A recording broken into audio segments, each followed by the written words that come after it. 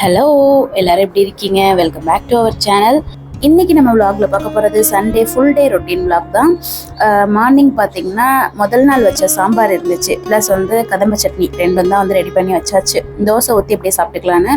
So இன்றைக்கும் நமக்கு ஒரு கொய்யாப்பழம் கிடச்சிருச்சு, லைட்டாக அணில் கிடச்சிருக்கு. இப்போ வர ஏஐ வீடியோவில் பாம்பு கடிக்கிற மாதிரிலாம் போட்டு வச்சுருக்காங்க, எதை நம்புறதுனே தெரியல. ஓகே, மார்னிங்க்கு ரவா தோசை ஊற்றலாமே அப்படின்னு சொல்லி ரவா எடுத்திருக்கேன்.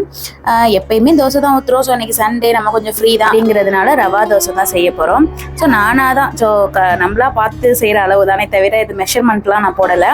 ரவா தோசைக்கு ரவா எடுத்திருக்கேன். நான் வந்து கொஞ்சம் ஜூமில் வைக்காமல் இருக்கிறதுனால ரொம்ப குட்டி குட்டியாக தெரிகிற மாதிரி இருக்குது, நிறையாவே தான் இருந்துச்சு. ஸோ போதுமான அளவு தான், ஒரு 3 பேர் சாப்பிட்ற அளவுக்கு இருக்குது. ரவா தோசைக்கு ஒரு 4 ஸ்பூன் அளவுக்கு அரிசி மாவு சேர்த்துக்கிட்டேன், ஒரு 2 ஸ்பூன் அளவுக்கு மைதா மாவு சேர்த்துக்கிட்டேன். ஸோ இப்படி பண்ணும் போது கொஞ்சம் நல்லா வருது. அதனால உங்களுக்கு வந்து மைதா வேணான்னா அதை ஸ்கிப் பண்ணிக்கலாம். இது வீட்டிலேயே அரைச்சி வச்சுருப்போம்ல, அந்த மாதிரி அரிசி மாவு தான். வீட்டிலேயே அம்மா அரிசி காய வச்சு அரைச்சி வச்சுருப்பாங்கள்ல, அந்த அரிசி மாவு தான். இது கூடவே நம்ம வந்து உப்பு சேர்த்துக்கலாம். சேர்த்துட்டு நிறைய தண்ணி ஊற்றி நம்ம மிக்ஸ் பண்ணி வச்சிடலாம். இதுக்கு மேலே ஒரு தாளிப்பு நம்ம சேர்க்க போகிறோம். ஸோ அதுதான் கொஞ்சம் நல்லாயிருக்கும். அது வந்து உங்களுக்கு நீங்கள் எந்த அளவுக்கு வேணுமோ அது மாதிரி சேர்த்துக்கோங்க. நான் நிறைய மிளகு ஜீரகம் போட்டு தான் செய்கிறேன். ஸோ எனக்கு அந்த ஃப்ளேவர் பிடிக்கும் அப்படிங்கிறதுனால. இன்கேஸ் உங்களுக்கு வந்து அது பிடிக்காது, இல்லை வந்து குழந்தைங்க சாப்பிட்றாங்க அப்படின்னா பவுடர் பண்ணி கூட நீங்கள் போட்டுக்கோங்க. ஸோ நல்லா மிக்ஸ் பண்ணிக்கலாம். இந்த பீட்டர் பார்த்தீங்கன்னா ரொம்ப ஒரு 10 இயர்ஸாக இருக்குன்னு கூட சொல்லலாம். 10 இயர்ஸாக எங்கள் வீட்டில் இருக்குது. இதை தாண்டி பெருசாக நம்ம வாங்கலாம், பட் எப்பவும் நினைக்கிறது தான் இது இன்னும் வீணாக போல மாற்றிக்கலான்னு. அது வீணாவே போக மாட்டேங்குது. ஸோ மாவு ரெடி ஆகிடுச்சு. இது வந்து நார்மலாக நம்ம எப்பொழுதும் தோசைக்கு மிக்ஸ் பண்ணுறதை விட இது நல்லாவே கொஞ்சம் லிக்விடாக இருக்கணும். இது கூட நம்ம தாளிப்பு செய்ய போகிறோம் இல்லையா? ஸோ அது என்னென்னங்கிறது பார்க்கலாம். கருவேப்பிலை, பச்சை மிளகாய், இஞ்சி, இது 3மே வந்து எந்த அளவுக்கு நம்ம குட்டியாக கட் பண்ண முடியுமோ கட் பண்ணிக்கலாம். ஸோ எனக்கு வந்து பச்சை மிளகாலாம் கட் பண்ண கையேறியும், நான் வந்து சிசர் வச்சு தான் கட் பண்ணுவேன். ஸோ அதில் வர்ற அளவுக்கு நான் கட் பண்ணிக்கிட்டேன். இது கூடவே நம்ம ஜீரகமும் மிளகும் நம்ம வந்து சேர்த்துக்கலாம். இங்கே வந்து மிளகு ஜீரகம் வந்து சாப்பிட்டா ப்ராப்ளம் கிடையாது, நிறைய சாப்பிட்ருவாங்க, எல்லாருக்குமே பிடிக்கும் இந்த ஃப்ளேவர். இன்கேஸ் உங்களுக்கு பிடிக்காது அப்படின்னா அளவு கம்மி பண்ணிக்கோங்க. ஸோ இந்த மிக்ஸ் எல்லாம் நல்லா பொரிஞ்சதுக்கு அடுத்து அந்த நம்ம தோசையில் சேர்த்து சாப்பிடும் போது ஆல்ரெடி இது ரோஸ்ட் ஆகிருக்கு. அதே நம்ம தோசையோடு சாப்பிடும் போது நல்லா கிறிஸ்பியாக, அது ஒரு மாதிரி நல்லா காரமாக இருக்கிற மாதிரி இருக்கும். சைட் டிஷ்ஷே வேண்டான்ற மாதிரி இருக்கும். ஸோ அதனால் நான் வந்து இது நிறையா மிளகுலாம் போட்டிருக்கேன். உங்களுக்கு வேணான்னா ஸ்கிப் பண்ணிக்கோங்க. ஷர்விலாமுமே இப்படி வேணால் சாப்பிட்டா. இது என்னென்னா ஒவ்வொரு டைமுமே மிக்ஸ் பண்ணி நம்ம வந்து தோசை ஊற்றணும்.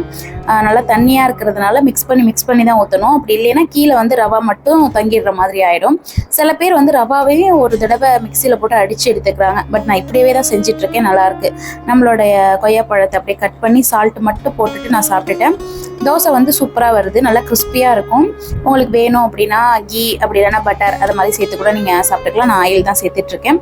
ஷர்பிக்கு மட்டும் நான் பட்டர் சேர்ப்பேன் எப்பயுமே, தோசை அப்படிங்கிறதுனால. ஆல்ரெடி நான் சொன்ன மாதிரி இந்த ஒரு தோசை மட்டும் நான் லிக்விடாக இருக்கும் இல்லையா, அதை மிக்ஸ் பண்ணி எப்படி ஊற்றணுங்கிறது மட்டும் நான் இதிலே காமிச்சிடுறேன்.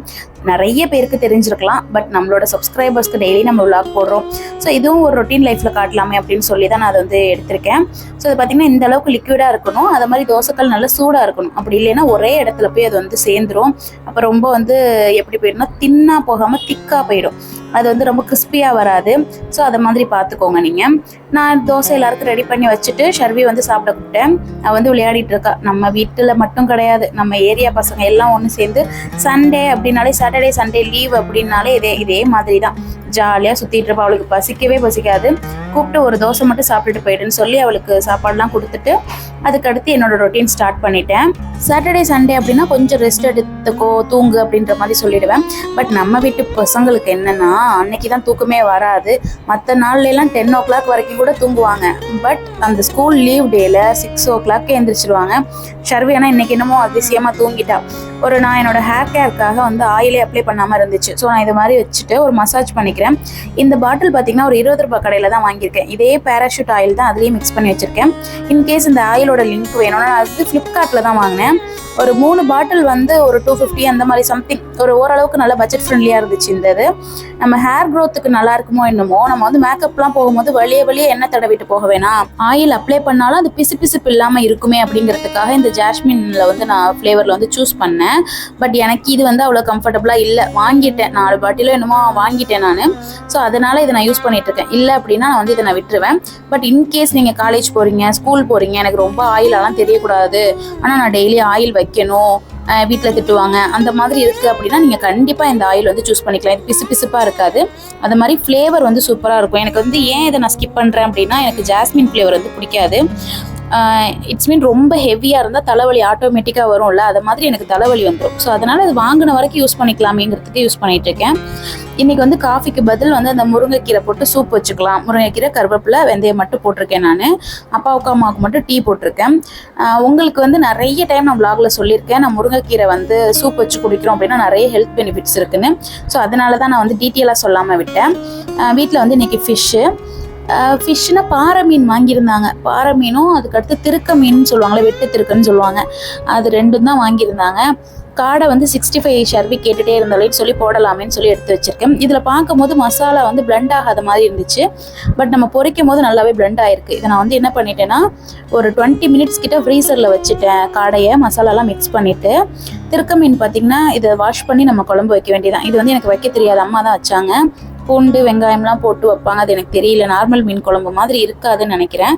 ஸோ அதனால் அது நம்ம வச்சதுலேயே ரிஸ்க் எடுக்க வேணாம்னு நான் விட்டுட்டேன்.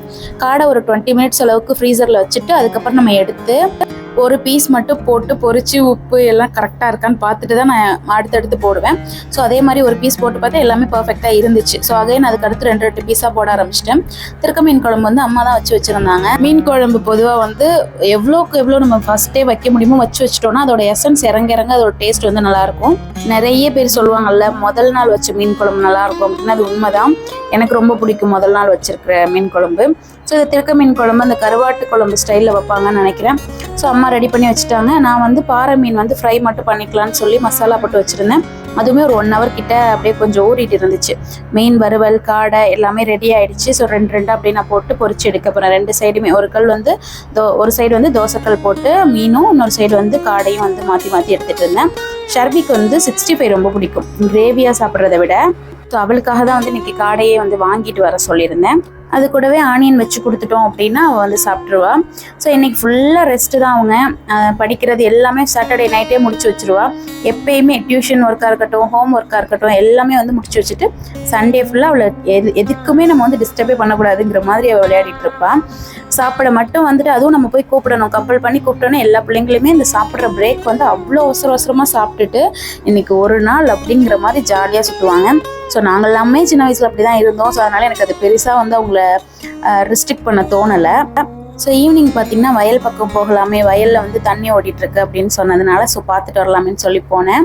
ஸோ இந்த வீடியோ வந்து நான் போடணும், பஞ்சு வந்து பூத்திருக்கும் போதே போடணும்னு நினச்சிட்டே இருந்தேன். பட் நமக்கு அதுக்கான டைம் வந்து கிடைக்கவே இல்லை. இந்த விலாகில் பாருங்கள், இப்போ நிறைய பேருக்கு வந்து அந்த பருத்தி எடுக்கிறது அதெல்லாம் தெரிஞ்சிருக்காது. ஸோ இங்கே உள்ளவங்க எல்லாருக்குமே தெரிஞ்சிருக்கும். நம்ம வீடியோ பார்க்குற நிறைய பேர் வந்து நம்ம வில்லேஜாக இருந்தால் தெரிஞ்சிருக்கும். வெளியில் உள்ளவங்களுக்குலாம் வந்து எனக்கு தெரியாமல் இருந்திருக்கலாம். ஸோ அதனால் இதெல்லாமே நான் கவர் பண்ணுறேன். ஸோ வரப்பு வாய்க்கால் இதெல்லாம் எடுத்திருக்கீங்களேன்னு கேட்டால் ஸோ அதுதான் ரீசன். ஷர்வி வந்து அப்பாவோடையோ இல்லை அம்மாவோடையோ வந்து வயலில் அது மாதிரி தண்ணி ஓடுதுன்னு தெரிஞ்சாலே எஸ்கேப் ஆகி வந்துடுவா. நான் சாட்டர்டேவே அவளுக்கு வந்து ஹேர் வாஷ் பண்ணி விட்டுட்டேன். ஸோ அதனால் அவள்கிட்ட சொல்லாமே விட்டாச்சு. ஈவினிங் டைமில் அதை மாதிரி மழை பெய்யறதுக்கு கொஞ்சம் முன்னே இருக்கும்ல, அந்த டைம்லலாம் வந்தோம்னா சூப்பராக இருக்கும். ஏன்னா வெயில் ரொம்ப இருக்காது. ஸோ காற்று ஜில்லுன்னு அடிச்சுட்டு நல்லாயிருக்கும். இதுவே நல்ல வெயில் டைமில் வந்தோம்னா முடியாது. ஏன்னா வந்து அங்கே நிழலும் இருக்காதா, வயல்ல எல்லாம் மரத்துக்கிட்ட அந்த வரப்பு கிட்ட இருக்கிற நிழல் தான். ஸோ அந்த டைமில் மட்டும் நம்ம வர்றது வந்து கொஞ்சம் ரிஸ்கான விஷயந்தான். அதை மாதிரி தண்ணி ஓடும் போது நம்ம வர்றோம் அப்படின்னா அந்த தண்ணியில் வர அந்த காற்று வந்து அந்த தண்ணியில் பட்டு வரும்போது ஜில்லுன்னு இருக்கிற மாதிரி இருக்கும் நார்மலாக வர காற்றை விட. ஸோ இப்போயும் அங்கே இப்படி தான் தண்ணி ஓடிட்டுருக்கு. அங்கே ஸோ மோட்டார் ரூம் இருக்கும் இல்லையா, ஸோ அங்கேயே வந்து அம்மாலாம் வந்து வயலில் வேலை பார்ப்பாங்களா, அவங்களுக்கான குடம் சொம்பு எல்லாமே இருக்கும். ஸோ அந்த தண்ணி கொஞ்சம் டிஃப்ரெண்ட்டாக இருக்கும். இங்கே மண்ணிலேருந்து டேரெக்டாக வர்றதுனால ஈஸியாக வந்து கோல்ட் ஆகிடும். ஸோ அதனால் அதெல்லாம் வந்து தெரிஞ்சவங்க குடிச்சிக்கலாம், இல்லைன்னா கண்டிப்பாக ஃபீவர் ஆகும், இல்லை கோல்டு பிடிக்கும், அவ்வளோதான். மற்றபடி அது ஒரு 1 டேயில் சரியாயிடும், அது ப்ராப்ளம் கிடையாது. ஸோ நான் அது மாதிரி எல்லாமே கவர் பண்ணிவிட்டு நாங்கள் இங்கே வந்து பார்த்துட்டு வீட்டுக்கு முதல் நாள் நேற்று விலாகில் பார்த்துருந்தீங்கன்னா தெரிஞ்சிருக்கும். நான் வந்து பம்ளி மாஸ் வந்து ஒரு இது உரித்து ஃப்ரிட்ஜில் வந்து ஃப்ரீஸில் போட்டு வச்சுட்டேன். ஸோ அப்படி இருக்கும்போது டேரெக்டாக அடிச்சிட்டோம் அப்படின்னா ஐஸ் க்யூப் போடவே வேண்டியதில்லை. ஃப்ரீ டைமில் அதை மாதிரி எடுத்து வச்சுக்கலாமேன்னு அதை வந்து ஜூஸ் போட்டு நான் எடுத்தாச்சு. ஈவினிங் பார்த்திங்கன்னா நல்ல காற்று. நம்ம வயலுக்கு போயிட்டு வந்ததுக்கப்புறம் அந்த ஆடி மாதம் முடிஞ்சு இன்னுமே காற்று இங்கே நிற்கவே இல்லை.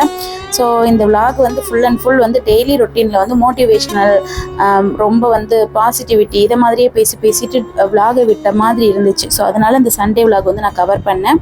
ஸோ எத்தனை பேருக்கு பிடிச்சிருக்கு அவங்களெல்லாம் லைக் பண்ணுங்கள், சப்ஸ்கிரைப் பண்ணுங்கள், உங்கள் ஃப்ரெண்ட்ஸ்க்கு ஷேர் பண்ணுங்கள். அப்கமிங் வீடியோஸையும் வந்து நீங்கள் சப்போர்ட் பண்ணுங்கள். ஸோ எல்லா வீடியோலையும் சொல்கிற மாதிரி இன்கேஸ் நம்ம சப்ஸ்கிரைபர்ஸ்க்கு யாராவது பர்த்டே விஷஸ் இல்லை ஆனிவர்சரி விஷஸ்லாம் சொல்லணும் பண்ணோம் அப்படின்னா டேட்டு நேம் டீட்டெயில்ஸோட கமெண்டில் போடுங்க. கண்டிப்பாக வந்து அப்கமிங் டேட்ஸில் வந்து விஷ் பண்ணிடலாம். Thank you so much.